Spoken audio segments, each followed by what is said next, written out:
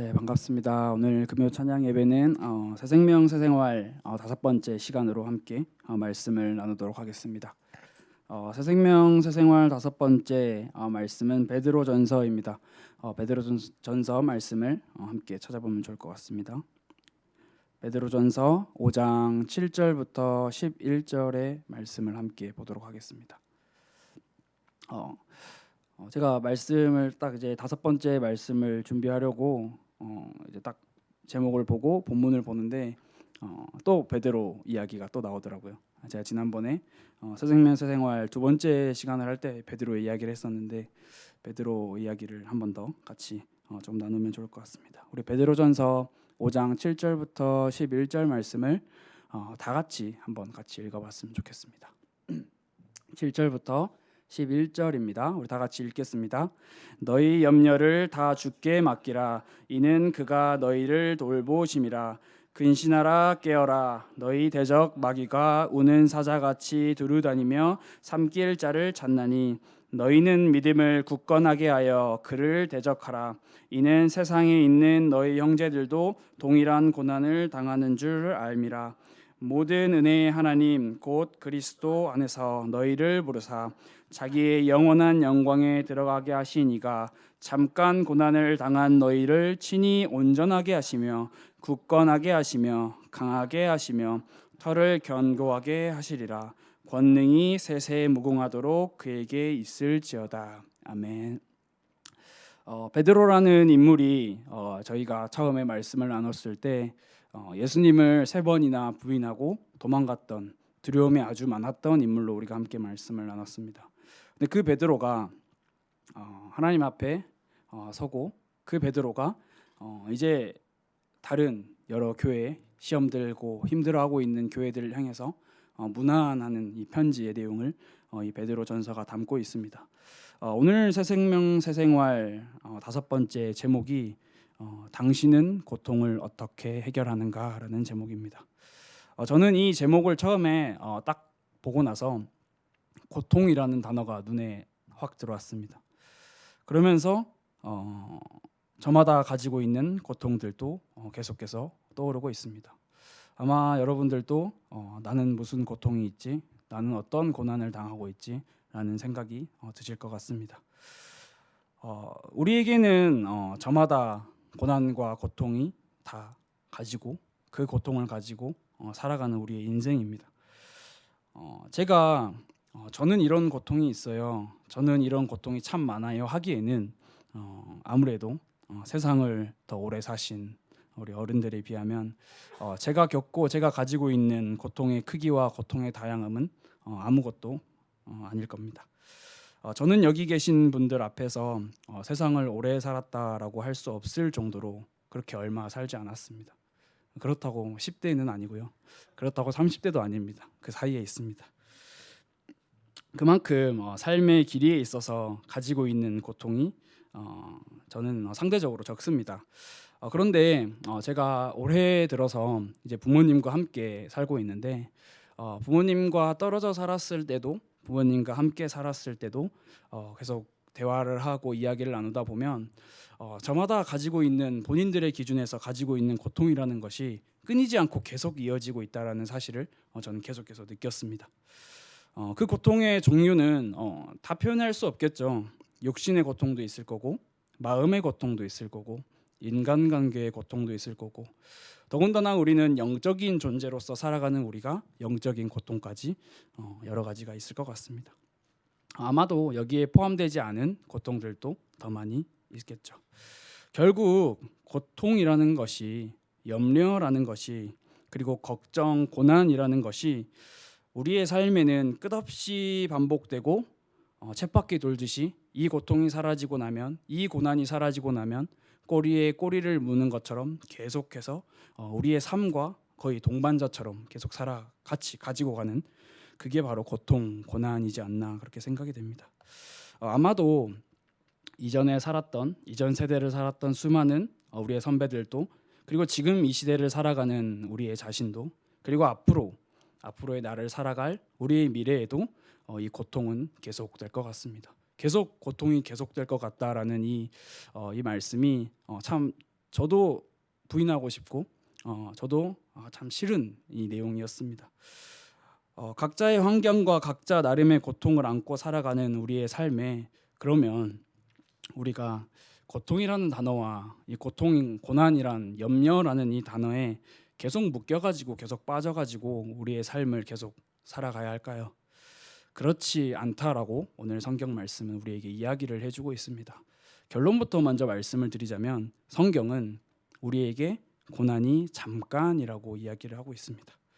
그럼 우리가 고통은 언제부터 시작되었으며 고통이 언제 끝나며 또한 고통은 왜 시작되었는지 우리가 함께 조금 나눠봤으면 좋을 것 같고요.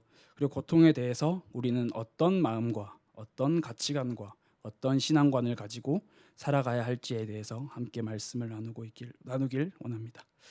결국 고통을 가지고 있는 모든 사람은 고통에서 해결받고 고통에서 벗어나고 싶은 것이 우리 모두가 같은 마음인 것 같습니다. 그럼 대체 우리에게 언제부터 이 고통이 찾아오게 되었을까? 우리가 아주 잘 알고 있는 성경입니다. 창세기 3장. 창세기 3장에서 인간이 하나님과의 약속, 하나님께서 허락하신 그 언약을 깨트리는 장면이 나오는데요. 그 창세기 3장 1절부터 6절 말씀을 함께 보기로 원합니다. 제가 읽어드리겠습니다. 그런데 뱀은 여호와 하나님이 지으신 들 짐승 중에 가장 간교하니라.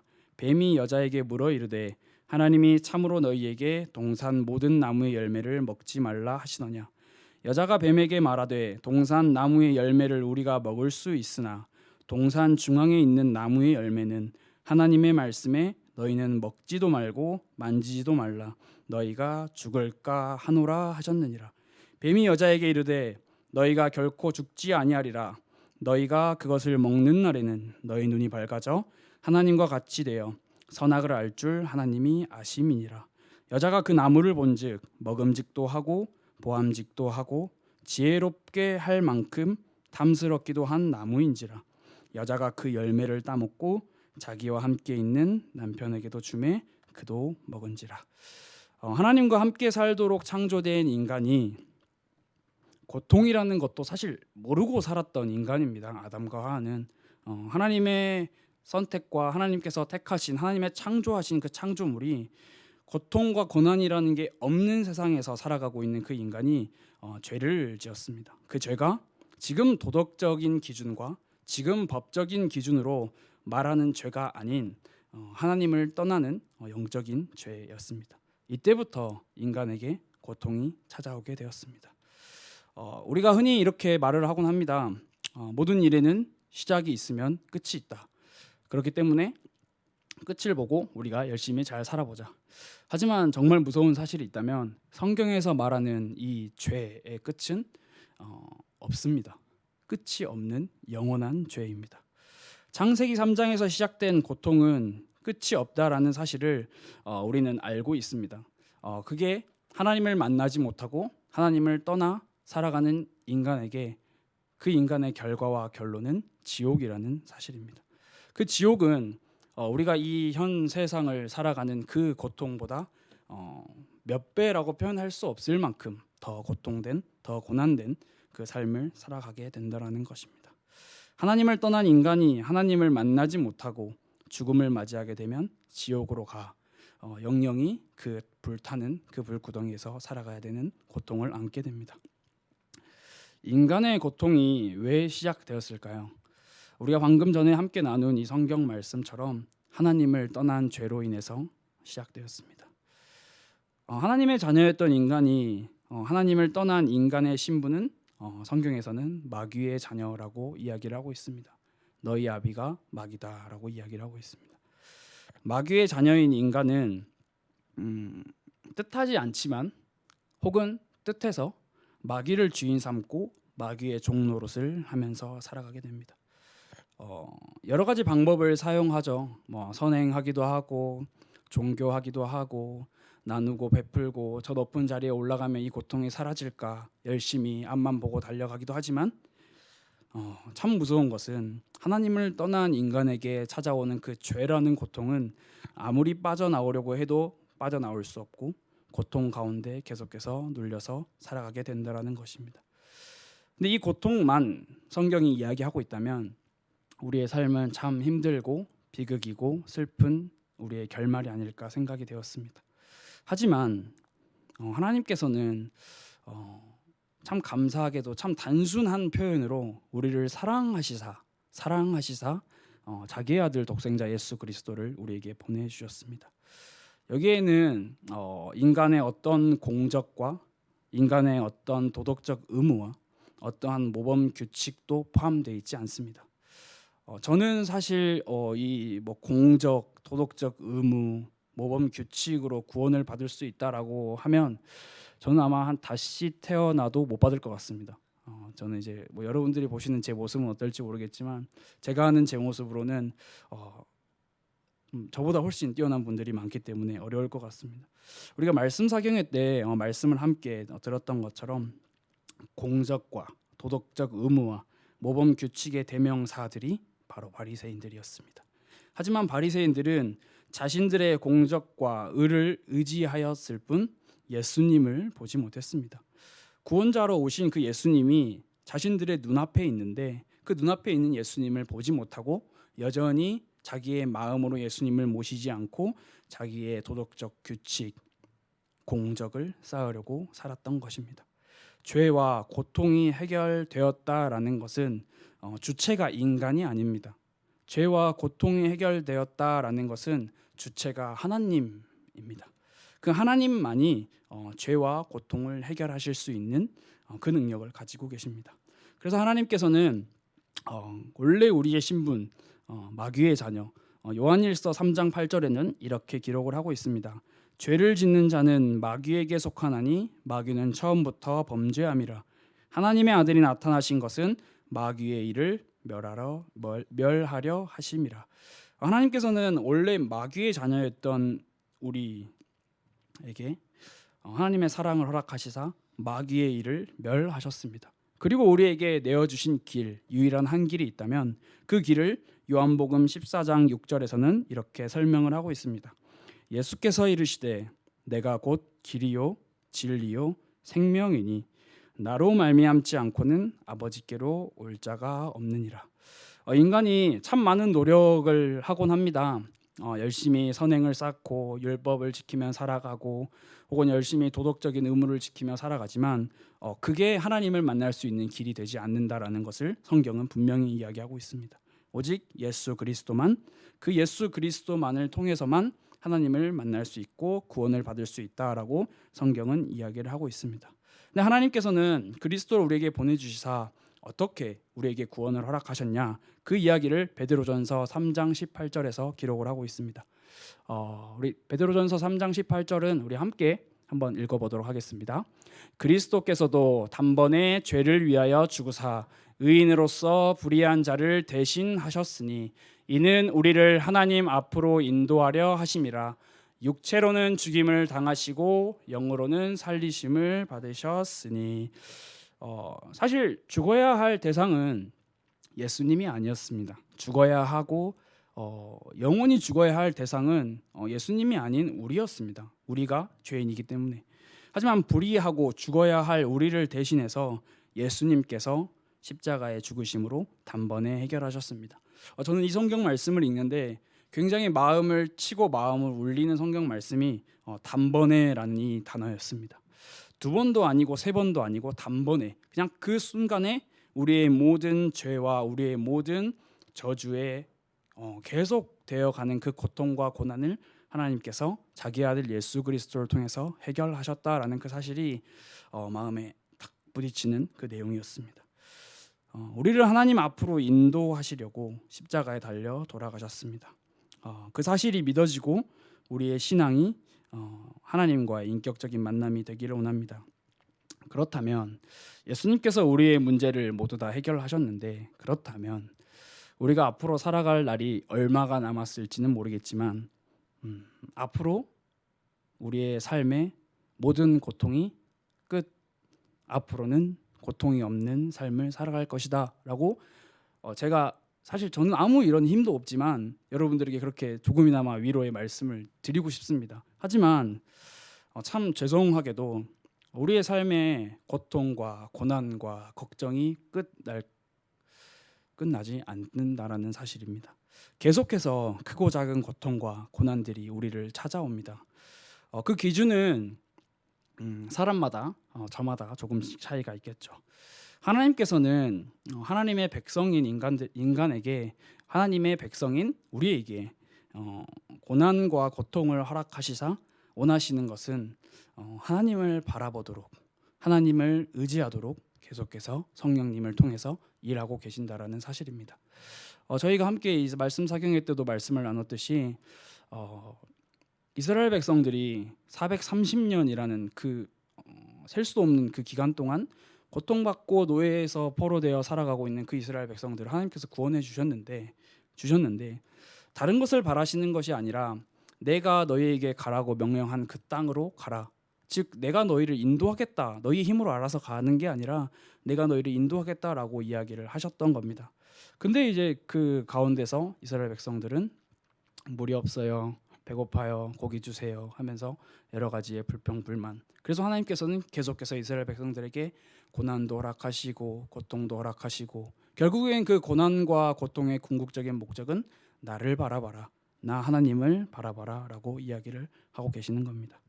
그래서 우리가 우리의 삶에 고통이 반복되고 고난이 계속되는 우리의 삶에 우리가 회복해야 할 것 그리고 우리가 붙잡아야 할 것이 있다면 그것을 몇 가지 정리해서 말씀드리기를 원합니다.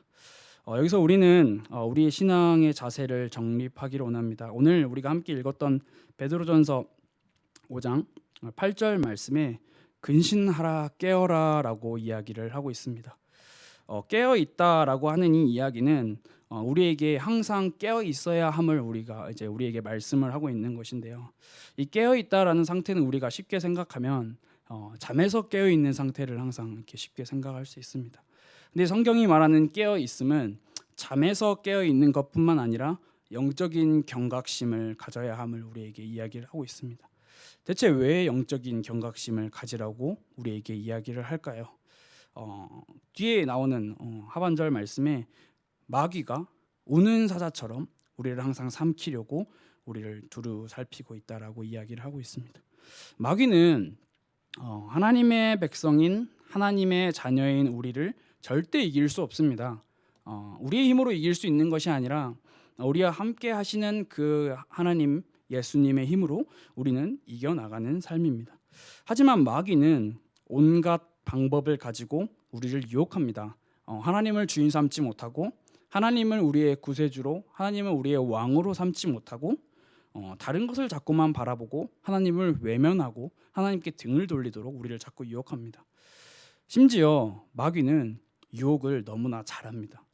그 유혹을 잘한다라는 게 나는 마귀다 내 말을 들어라 하고 나타나는 것이 아니라 우리의 눈에 보기 좋은 것, 우리의 마음이 쉽게 가는 것, 우리의 마음이 쉽게 빼앗기는 것, 그러한 여러 가지의 방법들, 다 표현할 수 없는 그 여러 가지의 방법들을 가지고 마귀는 우리의 삶을 유혹합니다. 마귀의 유혹과 마귀의 계략은 우리가 결박기도 하고 우리가 이기게 해주세요라고 기도하는 그 순간 물러가지만 마귀의 그 전체적이고 궁극적인 우리를 향한 유혹은 예수님의 재림 때까지 계속된다라는 사실입니다. 예수님께서 재림하셔서 그 마귀를 다시 지옥불에 넣는 그 순간까지 마귀의 유혹과 마귀의 계략은 계속된다라는 것입니다. 그래서 우리는 사람에 대한 영적인 경각심을 가지는 게 아니라 영적인 존재에 대한 영적인 경각심을 가지고 늘 깨어 있어야 합니다. 늘 깨어 있어야 한다라는 그 말이 저는 말씀 사경회 때 말씀을 다시 듣고 생각해 보니까 우리의 삶에 하나님의 은혜를 회복할 수 있는 우리의 삶에 하나님을 만날 수 있는 그 지성소를 회복해야 된다라는 그 말씀을 붙잡게 되었습니다. 두 번째입니다. 오늘 8절 말씀에 믿음을 굳게 하라라고 이야기를 하고 있습니다. 그러면 믿음을 굳게 한다라는 말이 대체 무슨 의미일까요? 믿음은 우리의 삶도 포함되지만 우리의 마음에서 비롯된다라고 우리가 함께 말씀을 배웠습니다. 우리의 마음의 주인이 내가 아니라 그리스도가 되어야 한다라는 것입니다. 그래서 갈라디아 2장 20절에 사도 바울은 이제는 내가 사는 것이 아니다. 내 안에 그리스도가 사는 것이다. 즉 내가 내 삶의 주인이 아니라 예수 그리스도께서 내 삶의 주인이시다라고 고백을 하였습니다. 우리의 공적과 우리의 의로 굳게 하는 것이 아니라 그리스도로 말미암아 굳게 되어야 한다라는 것입니다.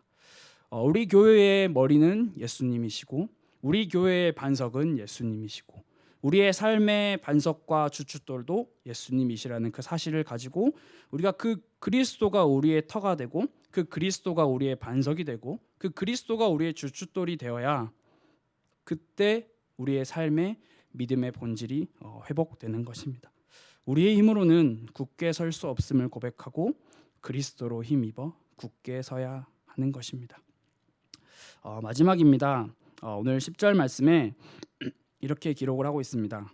모든 은혜의 하나님 곧 그리스도 안에서 너희를 부르사 자기의 영원한 영광에 들어가신 이가 잠깐 고난을 당한 너희를 친히 온전하게 하시며 굳건하게 하시며 강하게 하시며 터를 견고하게 하시리라. 이 잠깐이라고 하는 이 단어가 상당히 저희에게는 이 세상을 살아가는 우리에게는 상당히 매력적인 단어입니다. 잠깐, 곧 끝난다라는 의미이죠. 그러면 우리가 이 잠깐이라는 단어를 살펴보기 전에 제가 한 단락을 소개해 드리려고 합니다. 저희가 추천도서로 함께 나눴던 폴 트림 목사님의 현재를 이기는 능력 영원이라는 책에서 이 이야기를 이렇게 소개하고 있습니다. 온전히 회복된 세상에서 하나님과 영원히 함께하는 삶의 영광에 비하면 현재의 고난은 지극히 가볍고도 순간적이다. 하나님의 자녀에게 고난은 끝이 아니라 최종 목적지를 위한 준비 과정일 뿐이다. 따라서 우리는 현재의 고난에 주목하지 말아야 한다. 현재의 삶을 구성하는 모든 시간은 곧 지나갈 것이기 때문이다.